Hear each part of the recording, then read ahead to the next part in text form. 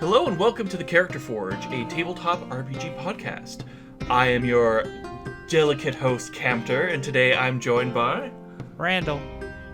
And I don't know why I said delicate, but we're rolling with it because this is a pilot. Well, you are quite delicate, sir. Thank you.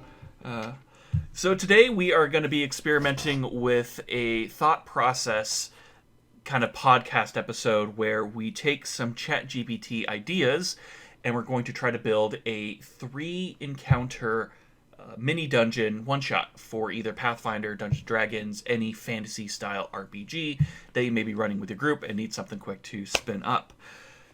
We have not done this before. Like I said, this is a completely random pilot, and we're going to see how it goes. So if you like this idea, let us know. Yeah, let us know. Put the comments down below. Randall, do you want to read off the 5 ChatGPT ideas that it spun off for us? Yeah. So we pretty much gave it a prompt that was just saying, hey, we'd like a few different ideas for a quick one-shot campaign for D&D. And the 5 titles that we got were The Cursed Carnival, The Lost Temple of Elemental Chaos, The Clockwork Conspiracy, Curse of the Blood Moon, and The Enchanted Masquerade. We discussed a little bit about what we wanted to go with here, and then I decided probably better if it's actually content, and we talked about it on the podcast about our thought processes. So out of the 5, I chose one that I thought really stood out to me, and Randall, I think you had a couple that stood out to you. Yeah. Do you wanna say your first one? Sure. I really liked the idea of the Enchanted Masquerade, and the reason why I say this is because you don't have to build a lot of intricate dungeon maps. Everything can be done within a floor plan of a mansion or another kind of castle setting. So you just build one mansion, and then each room probably has some events that you pre-plan out depending on how the players rotate through the adventure. And that's where my first thought process was. You only need one map. You can have everything within the Masquerade. Everybody knows what a party is, hopefully. Well, they play Dungeons and Dragons, so I don't know. But that was just my thinking. Yeah, no, and somewhat similar to your idea, I thought of a somewhat simple map design as well. Of the Cursed Carnival kind of struck me with a couple of different things. One of kind of a simple design. You pretty much have just an open grounds and then maybe a couple of tents that the players might have to duck into and maybe solve some puzzles or maybe find some respite there here and there. But I also thought the Cursed Carnival, you could lend well to some I don't know, some pop culture references. I know that clowns are always a touchy subject for some people. Some people hate them. Some people think they're funny, but they've often been used in horror films as antagonistic things. So I feel like those could fit in well here, and maybe even go with some other horror or quote unquote horror pop culture things, and maybe go with some automatons and maybe do some Five Nights at Freddy's sort of things. Like the attractions of the carnival are actually coming to life and actually attacking the players, or they're the ones that maybe are causing whatever mischief is happening that's causing your party to investigate the carnival in the first place. Sold. We'll do the carnival. You just kind of sold it for me as I'm sitting there, because my mind was starting to think of there's a couple of inspirations. In World of Warcraft, there is the Dark Moon Fair. Ooh, I love the Dark Moon Fair.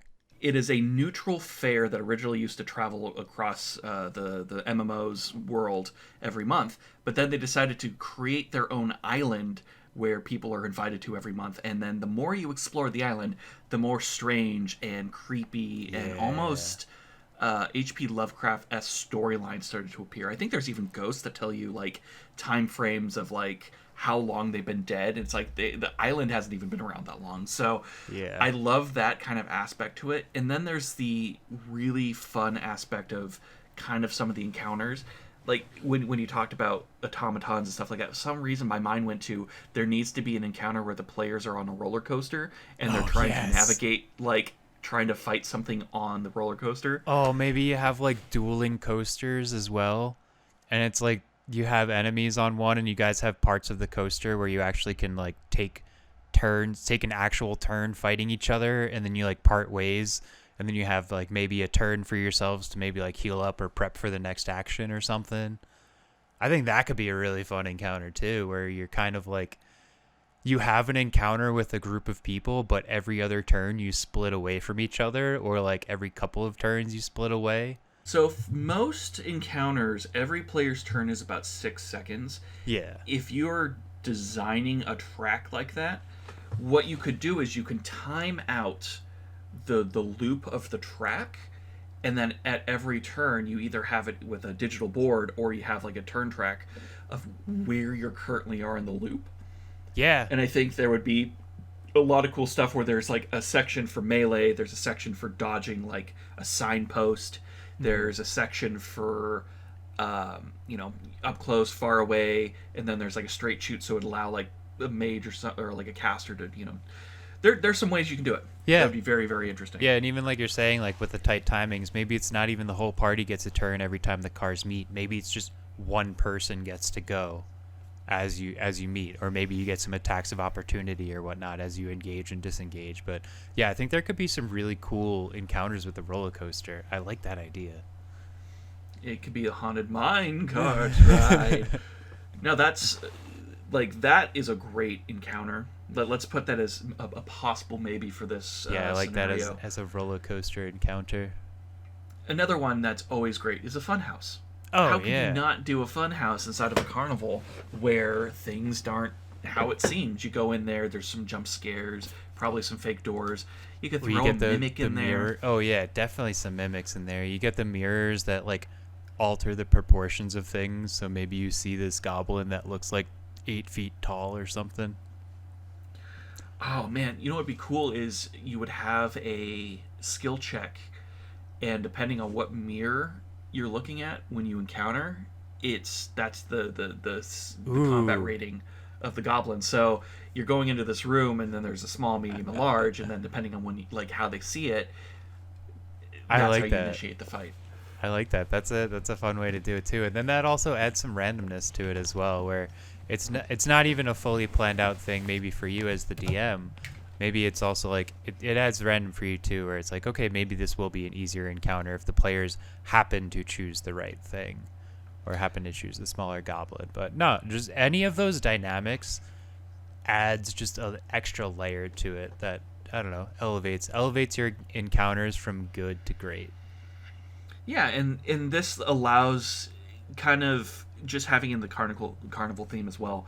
Players will be drawn to attractions that they kind of are interested in, and then you can just have endpoints at the end of each of these like things that tie back together to the final encounter that you want to do. And I think what's really cool is you could spend a lot of time here, or you could spend a very short amount of time, but then players may take the roller coaster ride, and then it takes more time, so that you can really adjust how long things are based on players sentiment, how long the session's going. And then maybe like with this, like you're saying, maybe prep some like little side things that aren't necessarily the main encounters that you want to do for the puzzle. Maybe there's a little like shooting gallery mini game or something over there, and you gotta like strength check. Or maybe there's some like con checks that you have to do, or like, oh, this carnival drink is for free, try it out, and you're like, okay, let's try it. Oh, it's actually some sort of poison, and you have to con check. We have a in one of the campaigns that I'm playing in, we're running a tavern right now, and we have this drink called the Juice, and it's essentially the mixture of the bottom of the barrel of everything. And anybody who takes a sip of it has to make a con saving check. I think I've done something similar in one of my campaigns where it was like a drinking contest, and there was like this old huge barrel of mead or something that is just gone sour. And the new proprietor's like, we can't get rid of this giant barrel until it's empty, so we've been doing like this eating contest, and they're taking the tap, and you have to do the con save, and if you make it through, you get it. I love that idea. And that's such a quick little thing to do. Like, there you go, there's the idea, done, ship it. Yeah. And thinking about more carnival stuff, this could either just be a fun side thing for your characters where it is genuinely fun and everything's lighthearted, or you can turn really dark and everything is weighted against the players, and then as they're doing these side events, then the mystery unfolds for the main storyline.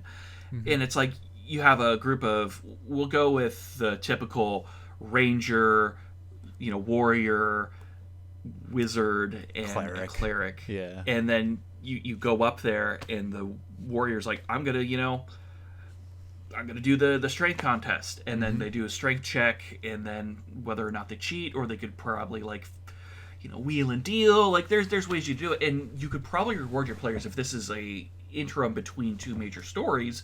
This is when you start kind of feeding gear that they may need, or rewarding players for good role play or anything like that. This mini campaign is a great way to feed that to them without it seeming like, all right, we're between campaigns, buy from the list. Like, no, Yeah. make them earn them.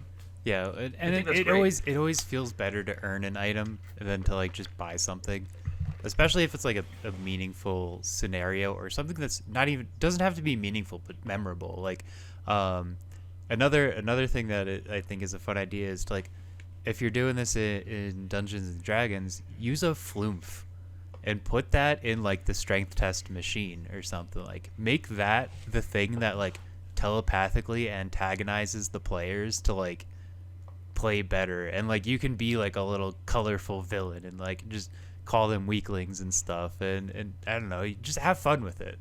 Make little make the machines more in universe like that than just be like, oh yeah, it's a automaton machine or an artificer did it. And I don't know, just adding a bit of extra flavor like that can just really again just elevate the game experience for the players. Like that's more memorable having like an actual being inside the machine talking back to you than just like, oh, I need to just do a strength test and hit hammer hard. Okay, done. You can have a whack-a-mole machine that's actually a beholder. Oh, that could be you fun. is, Yeah. like out down on his luck beholder, kind of just enslaved due to a bad deal, and popping up his little eyeballs with like little weasel things. But you bop it off, you crit fail, all of a sudden, oops, it's an eyeball, and you set off a mini beholder encounter depending on Oopsie. the level. Oopsie doodle, and that's there's so much you can do to kind of just flesh it out, and like bards could go in and be on stage and busk for money. Yeah. There's a lot you but can do with it. What would be the wrapper? So if you have an encounter, what would be the beginning, the climax, and the end to an encounter like this? What would bring the players into a carnival aside from being a carnival? Yeah, I mean, you definitely want something like a dark curse or something that really gets them in there, or something that's like, I don't know, maybe something happened to the carnival, or maybe there's whatchamacallit, I don't know, maybe townsfolk are disappearing, maybe people are changing when they go to the carnival and they're coming back as different beings. Maybe it's like some sort of, I don't know, maybe it's cloning people and they're not actually the real people that come back. I don't know. You could probably wrap this in a few different ways, but getting some call to action to the players is what's necessary, aside from, hey, cool, colorful lights and tents, come check it out. There's a couple ways to do it. I remember there was a TV show I watched recently called The Librarians, and they had a carnival come in, and the whole plot was he was looking the ringleader was looking for a certain person he fell in love with as a kid, and the entire carnival essentially like was looking for her, and if it wasn't her, he was like killing them off, I guess. Okay. Or incorporating them into the carnival. Interesting. Had Felicia Day and the guy who played Samwise in The Lord of the Rings. It was a very weird Oh, episode. nice. But there's one angle to it where you have you have kind of like a tragic villain or a protagonist that you're trying to protect. Or there's the case of villagers disappearing. It's always a good time when the carnival starts ghosting people. Yeah, I feel like townsfolk disappearing is one of I feel like that's one of the easy things to key into, to like get a call to adventure to a group of adventurers for a campaign. It's usually good, but there might be a way to kind of put emotional balance into the characters if you kind of focus it on one or two people. Yeah. Maybe you have the players come to a town, they go to the inn, they meet like the barmaid, they're like, well, there's a carnival coming, let's all go together, I'm having a good time. and then attach the events to that one character once the players have already kind of like buttered up to her. And then that way, it's not just a case of it's a blanket, because once you start putting numbers on it, it kind of becomes taunting. It's like, why do we care about a whole village? But if it's one person that they made a kind of bond to, or one of the characters, buttered up or became friends with prior to that, they have a little bit more stakes to see it through. That could be an interesting thing too, to not have the carnival be the entire thing. Maybe you're a group, like, this is a subversion, like you use the carnival to subvert the plot. Like maybe you're just setting your campaign up to be like a typical D&D campaign of sword and sorcery, gonna go out into the woods and adventure, and maybe in your first thing kill some kobolds or goblins or something. And you meet an NPC, and that's like you're like an NPC that's actually a fighter or somebody that actually like helps you in that first encounter. And then you all go to this carnival, like you're saying, because they're like, oh, I heard about this carnival that's coming to town. Let's go check it out. That really, like, having that first encounter with them, and if that NPC like does something cool to help the party in the fight, that helps them form that bond a lot quicker. You don't just jump right into it. Like, one of the hardest things is if you got 4 people who have never played in your campaign before, and you're trying to butter it up, you want them to meet before the larger kind of section happens. I keep saying buttering up, but just you want to have that icebreaker. So you have your characters haven't played before, they haven't met. You either have them come into town over time, they're staying at the inn waiting for the carnival to start. And they're meeting up, they're having drinks, they're enjoying their company, and then that's when the players are like, hello, my name is X, I've been an alcoholic for 4 years, I'm here because, hello, blah, blah. Yeah. And then giving them that opportunity to kind of show the personality, start their character. They meet the kind of breadcrumb character that leads them to the carnival. Then at the carnival, since they're already there together, then they can start doing the activities, watching shows or schmoozing with the merchants. And maybe that's when you start doing the mini games of like the strength test or the whack-a-mole stuff, and that's how it starts lighthearted. And then the characters can start having that banter of like, haha, you don't know me, but I'm actually the 4-time WWD WrestleMania champion, and then he goes in, and then depending on the rolls, he fails or he gets good, and then there's a moment. And that, it also gives your players an opportunity to like show off like what stats they've invested for their characters, how they've built their characters, and also it gives a good opportunity to get early role play in.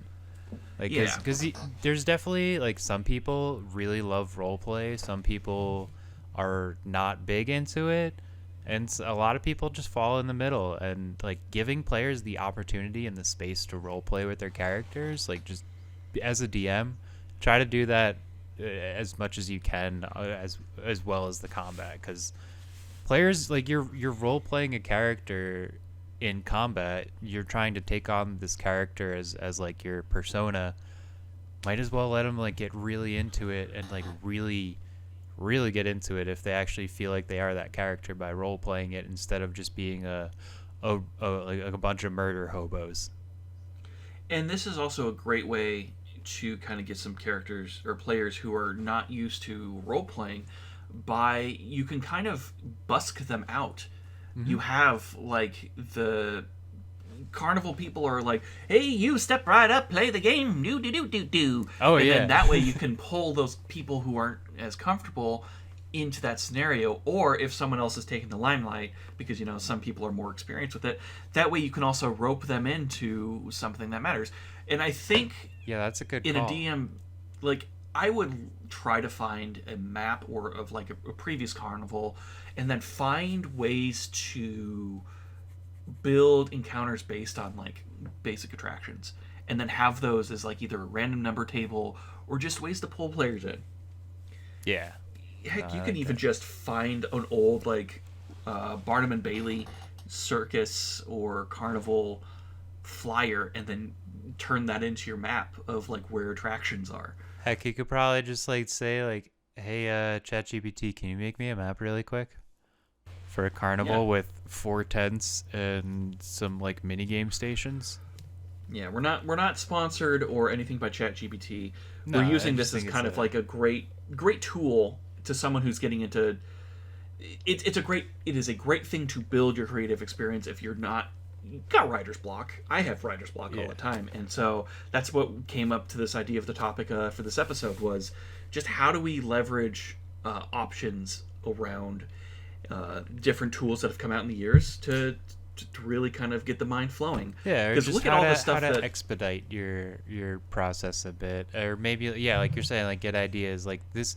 We pretty much just asked for some titles and from ChatGPT, and this is everything that we've been saying is pretty much just all off the cuff right now. yeah, no, and that's the greatest thing. So we have our intro. We have players coming into the Cursed Carnival. We have one of different scenarios of how they get in there. What is the main drive? If we do we want to lean towards for our mindset a more simple, not simple, more lighthearted or pretty dark? Because there's no just dark carnivals. You either get like yay everything's great, or you get carnival. Yeah, I mean, if you're talking for like if you're trying to set it up for like a first time group, you'd probably want to go more lighthearted because you don't want to scare people away. Yeah, and then if that's the case, I think the curse would probably be something like all of the denizens are frozen or mind controlled by one entity, like a evil ringleader clown or someone who hates carnivals that curses it because it's too loud. Or maybe like all they do is laugh uncontrollably or something, and they like can't function. Yeah. Then you could also take it to the super dark where people just start going missing and then they turn out to be part of the mincemeat pies. Like, Yeah, there's yeah. levels of There's some directions you can go. yeah, but we'll keep with the kind of lighthearted twist to it. That way, it's still unsettling, but not, I would say, teen up, where you could. Yeah, We're keeping a Disney Channel original movie. of course. Needs to be a good decom. Yeah. So we already have one encounter idea, which is the roller coaster, and then we kind of slightly fleshed out the Hall of Mazes. I think what would be interesting is Yeah, what do you think would be a good third encounter? Or should we do a puzzle? I Like, think what a kind of puzzle would be interesting. What kind of puzzle do you think would fit at a carnival? A petting zoo. What is the puzzle? Let's see. I don't know why. I'm just like, why don't you just take the animals and sort them into a grid? And I'm like, no, I've been watching too many. There's a series I've been watching lately called Rusty Lake, and it is a bizarre game. And I'm like, yeah, if you just move them around, it's like, no, that's not how D&D works. I think. What if it's something like one of them is actually shapeshifted? One of them is yeah, like the main villain is, as one of the puzzles, shapeshifts into the animal, and then you kind of have to like animal handle or use like survival skills to kind Or of speak with animals or something. yeah. And it could be one is always telling the truths, one of them is always telling lies situation. And then you could also have just some animals that just don't have any intelligence. Like you try to talk to it or try to do animal handling or something, and it just doesn't respond. Or maybe have some think like that would red be herrings. Maybe some are just like very antagonistic animals that will attack anything. And you can always increase it in difficulty by having some more of the mythical animals there, depending on the level. And you said petting zoo, but that doesn't mean that these animals are small. Some of these could be like big animals. Don't go with a full-on owlbear, but yeah. Yeah, probably not a full owl bear, but and if you do, put it in a cage at least. Or you take it from a petting zoo and then adjust it slightly and turn it into a freak show. That could be like it. a hall of attractions, and then someone there is, that could be your first hint that something isn't right, or the first appearance of your big bad is you go to the freak show, you find out that some of the freak shows are people you've seen earlier, or your companion intro from before, yeah. She's all of a sudden the bearded lady, like, oh no, like, how do we get her out? How'd you grow that beard that fast? Magic. I didn't know you were part of the carnival. And then you realized they weren't supposed to be. I remember there's a great scene from Tales from the Borderlands where they're going through like this hall of characters, and the character is just like inside one of the displays, and then your character looks away and comes back and he's gone, and then he's standing right in front of you. Still that kind of moment of like, yeah, you're walking through, and then all of a sudden there's a man with a creepy grin, and his eyes are just really focused on you. Yeah. And then you look away and turn away, he's gone, and he's standing in front of you, juggling fiery meatballs. Fiery meatballs. Because why not? Another one I kind of stealing from that Enchanted Masquerade, a dancing minigame, kind of a thing where the music is swinging and then the players have to kind of match the tempo. It's kind of, I'm trying to think of something that isn't like just direct combat. Game. Yeah, and that's something like you always want to try to do.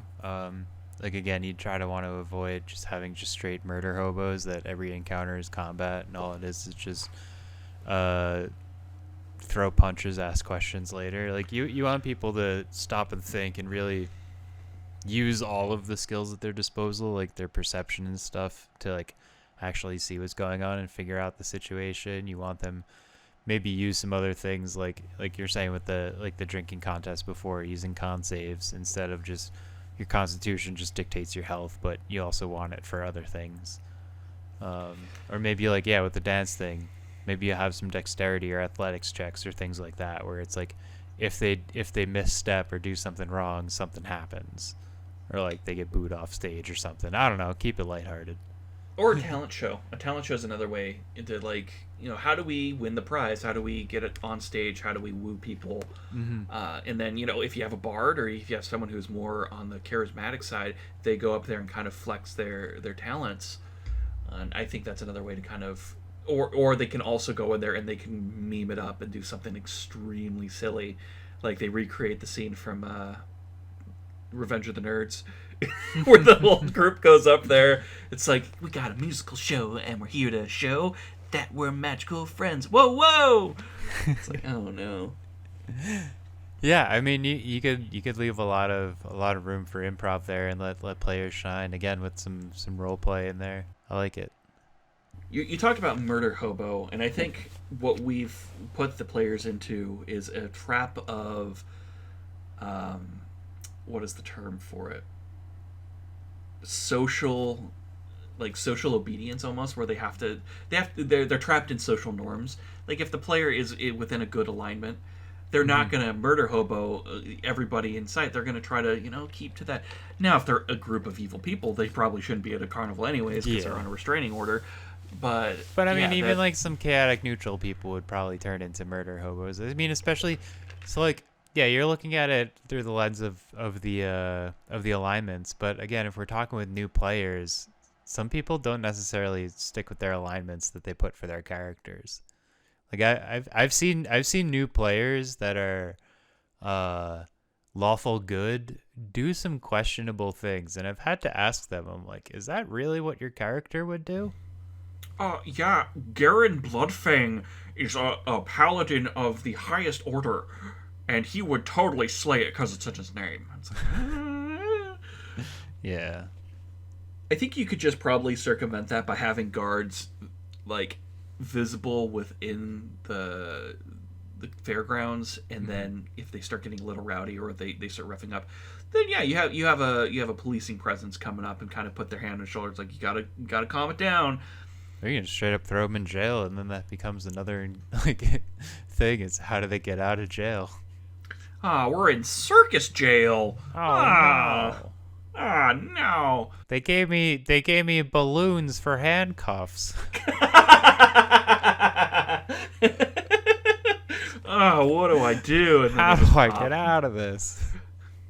It's Chinese finger trap. Yeah. Oh yeah, and you can do silly stuff like that.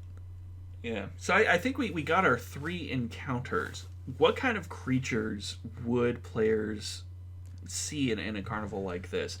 We have the options of, we talked about the petting zoo, but a carnival, anything like this, there's probably exotic beasts. So you can bring something. Oh, yeah. I'd say exotic beasts, any of the races that any of the characters in the carnival are, make them... You're pretty much the world's your oyster, because carnivals, I mean, generally when you think of a traveling circus or carnival, you think of like outcasts and people who really like, I don't know, are on the fringe of society. Um, and with that, you can pretty much any race work together with any race because they all have that like outcast mentality. So I think you could be very flexible there.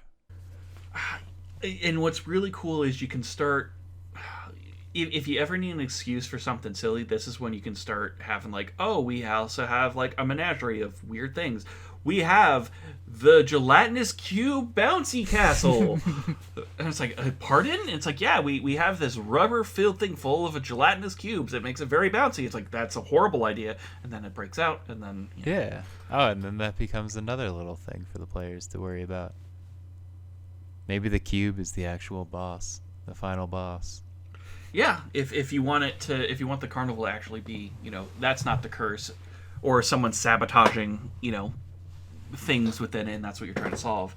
There you go. There's one way to do it. And now, there's probably more squishy creatures that aren't gelatinous cubes. No, but I think a gelatinous cube is like a really funny example to use there. And we're picking on the pretty simple, like, iconic stuff. We could probably open up a bestiary or a monster manual from any game and find other things that would be cool. There's a great, list of stuff. Lizard folk or goblins or anything like that you could have running it. Or you can create a subspecies that is just the carnival faction. They are traveling troops. That's how they, instead of fighting war, you have bands of roaming carnivals that go from place to place. Sometimes they're more aggressive. It's like, oh no, the deer head carnival's coming in. Everybody lock your doors. And there's like a week of these like lizard folk trying to, get your money, but they don't understand. Oh man, completely tangential to that, but going back to the mini games, I thought of another one. You know how you have those dunk tanks where you gotta throw a ball and hit the dunk tank? What if it's a reverse dunk tank where you're trying to like get a Lokatha outside of water? The little fish people. Oh, so like the dunk tank is like it's inverted like it's like a barrel and he's in the barrel and your job is to try and like hit the thing and like drop the bottom of the barrel out.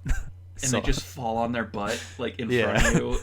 They start flopping like a fish. It's like, all right, you win your prize, but I think he's drowned. He's got a couple hours to get back into water. But yeah, I think that would be a funny little thing, too. Yeah, and you could flesh out, going just to kind of the thematics of it, you can do a lot of really cool things, depending if you're high fantasy, low fantasy. You can kind of mix and match characters wandering around to build atmosphere. And as you said that, like, yeah, you have your fish guy, almost drowning every time someone hits that dunk tank, but I could just see elves walking around, balloon animals are doing, like, prestidigitation. You've got, like, a lot of really cool stuff depending on the factions and stuff. You got dwarves that are, they do, like, pyramid stacks or acrobatics. Like, Maybe there's you're a lot of watching ways someone get in trouble for using Mage Hand to try and win one of the games. Oh, that'd be cool. There's like a faction, like not a faction, but some of the guards are like spill breakers, where their whole job is to detect magic. Yep. Or just to make sure no one's cheating in the games. see, I love this. We went from a small thing and we're just building out this entire. Yep. What would be the end game for the players? What would be a satisfying conclusion to the Cursed Carnival? Like, I mean, obviously you'd want to lift the curse or whatever, or like deal with whatever big bad is there. That would be good. Like you said, maybe give the players some sort of like magical artifact or something from this. Maybe a couple, depending on what your campaign's like, or if you want to continue these characters at all. I don't know. I feel like one shots it always ends in like the whole spaghetti western head off into sunset. yeah, I think if we're going with the mind control, there's some sort of MacGuffin, some sort of item that's causing it. What do you associate with carnivals? You have the ringleader, you have like the head carnival. You got the circus man with his top hat and a cane. Yep. It's the cane. You There break you the go. cane, break the curse. Break the cane, but maybe you should try to make the players think it's the hat instead, so they go for the hat and then they get fooled. Yeah, like there, like you have like the very charismatic guy. He's walking around, and the players try to steal the hat or Mm-hmm. try to trick him into giving the cane. But he's like, you got like rumor has it that he never leaves home without the cane and the top hat. And the players, whatever one they go for, it's actually the other one. Yep. And then it comes down to if they botch it, then it comes you fighting him or confronting him, and then that's how you have your final encounter, either publicly, privately. Another question for you.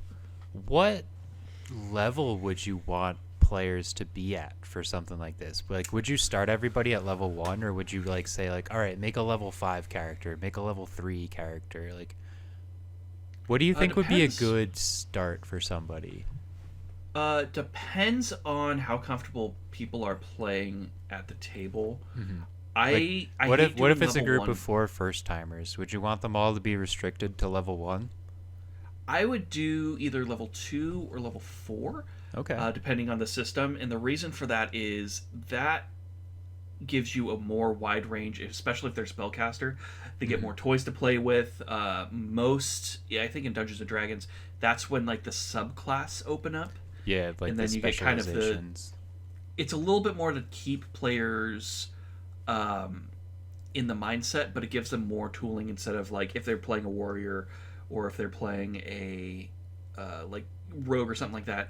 It's pretty boring to start out with. They don't get the cool feats, they don't get the Yeah. cool abilities, and if it is their first time, you're going to be a dungeon master. You're probably helping them build their character, so you can kind of remind them of that stuff. So I would say between 2 and 4. Nice. Yeah, I think those are. I think 4 would be probably the highest I'd want to go. 4 would let you kind of put in the more unique stuff too. Yeah, and you can have pushing them. some more engaging encounters. Like, it doesn't have to be just like the lowest challenge rating stuff. Yeah. Ooh. What happens if the big tent the whole time was actually a giant like mimic or like contraption? Kind of like that movie Monster House. Oh, that could be interesting. They Oh, fight man. just a giant tent. That's like a whole nother direction you can take this and go like all automatons and whole like Five Nights at Freddy's type stuff. Ooh. I know that we kind of solidified having it just like a small thing.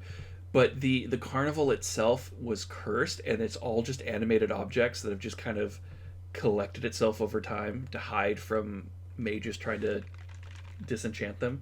That could be interesting. And that's the beauty of D&D and just tabletop RPGs in general. I know I'm saying D&D a lot, but even Pathfinder, even Fate, like whatever you want to play, like that's the beauty of this stuff. You can just create whatever you want to do.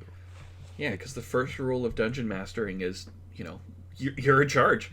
Yeah. You have a rule set that has been written out for you that you agree upon, but you have the final say in most cases. As long as you're being fair, you can really just adjust everything to match the fantasy you want to tell, because you're a storyteller. Yep. And if you want to tell a good story that people enjoy, cheese it. Yep. Also, you're in charge, and there is a saying, the rule of cool. If it's really cool, let it ride. Let it happen. And then they all jumped on magical unicorns and rode into the sunset. Yeah, I mean, The unicorns aren't in the setting. Within restriction, of course. But like, if a player does something and it's like a little extra flavor, and maybe it sounds like it shouldn't actually happen, but if it's really cool, let it ride. Maybe the player won't actually succeed in their role anyway, and it'll just be for nothing. But Right. let the players have fun. You are in charge, but you're all creating a story together. That's the joy. Is the theater of the mind. It's the friends you made along the way. Yeah. And if you really, really want players to engage, you could... Never mind. I was going to be like, let's turn the super dark again. I'm like, no, we're trying not to do the super dark storyline. I mean, if that's what your players want, go for it. But I always err on the side of keeping it lighthearted and fun, because that's Yeah. what you're trying to have fun at the end of the day. Right. If you really want to run a dark campaign like that, I think that this is not the way you start it. You definitely want to read the room, unless this is like everybody agreed upon it. It's already like you already know the people at the table, Yeah. and this is something. It's like, all right, let's try it out.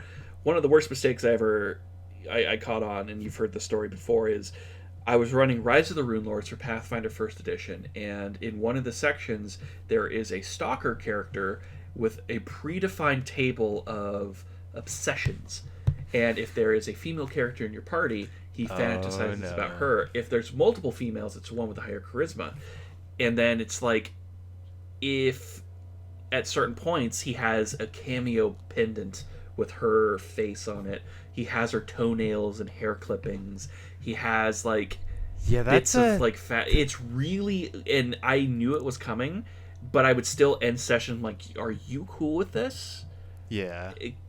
And so yeah, because that could also, I mean, I can't really speak to the woman's perspective on things like this, but I could assume that could probably has some trauma associated with it, or might, I don't know. I feel like that's a very unsettling thing to like even bring up.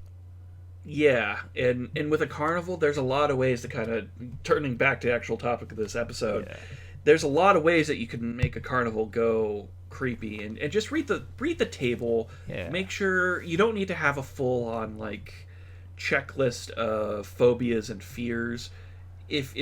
If that helps you get through a session or start your session zero to understand the people you're playing with, if you're doing a pickup group, great. But be respectful, understand the limits. Not everybody has the confidence to be able to stand up like, hey, this is kind of effed, like, can we not do this, please?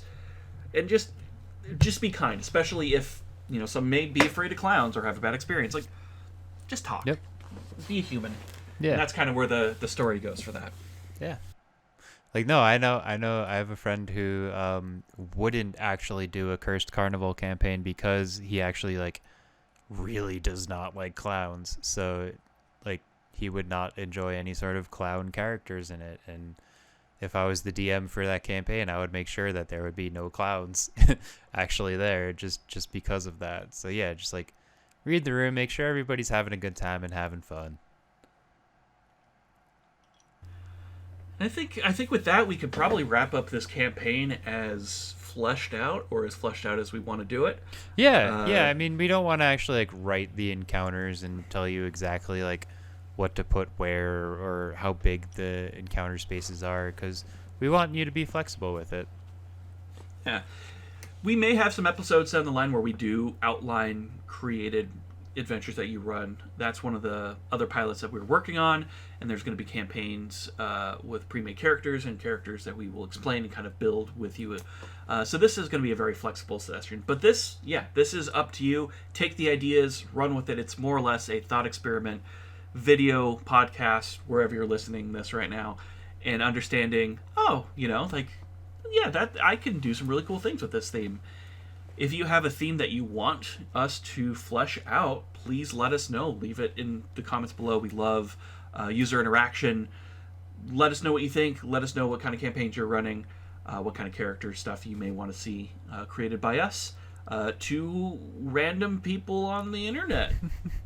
Yeah, and just let us know if you want us to explore any more of these things. If you want us to try doing some more riffing on campaign ideas, or if you want us to try doing anything else. I think another thing that we also talked about was maybe just designing some characters out, or like giving you some sample characters to run with if you don't want to go through creating a character yourself. Maybe give you some baselines of like, hey, if you need a warrior to just quick play with, here's something for you.